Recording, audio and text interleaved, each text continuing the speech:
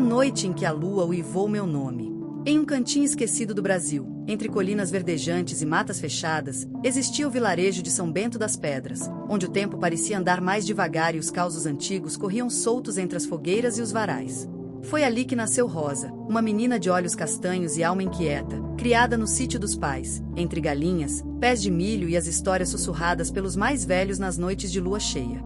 Desde pequena, Rosa ouvia sua avó falar do bicho da lua cheia, uma criatura metade homem, metade fera, que rondava as trilhas quando o céu se enchia de prata.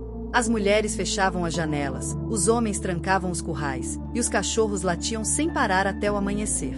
Mas Rosa, sempre curiosa, ria dessas histórias, achando que tudo não passava de invenção de gente assombrada. Cresceu andando descalça pela terra vermelha, ajudando na roça, cuidando das galinhas e, mais tarde, começou a estudar na escola da cidade vizinha, a 2 quilômetros de distância, no povoado de Boa Esperança.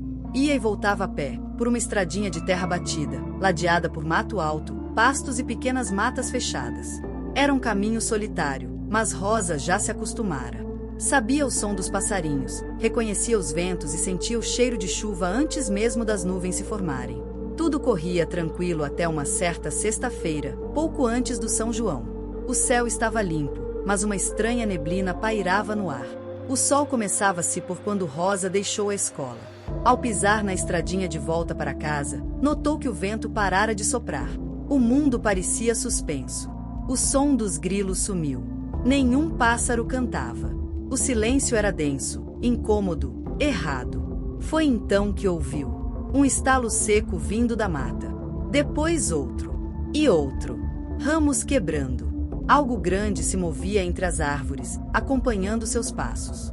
O coração de Rosa acelerou. Tentou apressar o passo, mas o barulho a seguia, agora com mais intensidade. A noite caía depressa. A lua cheia surgia por trás das serras.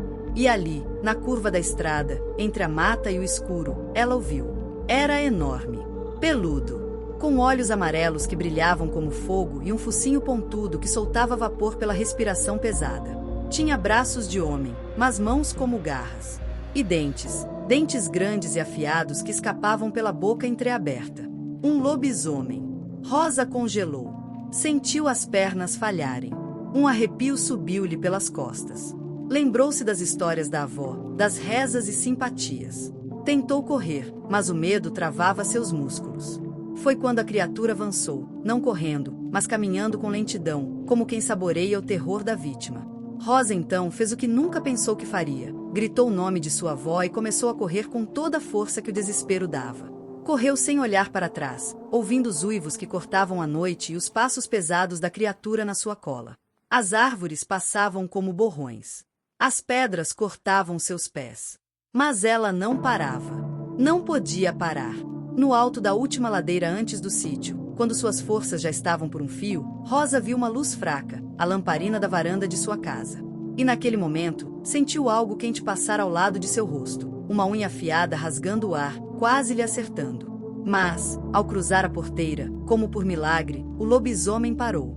Ficou à beira da cerca, uivando com raiva, sem conseguir entrar. A avó de Rosa estava na varanda, ajoelhada, com um terço na mão e os olhos cerrados em oração. A criatura deu um último uivo, agudo e profundo, antes de desaparecer na mata.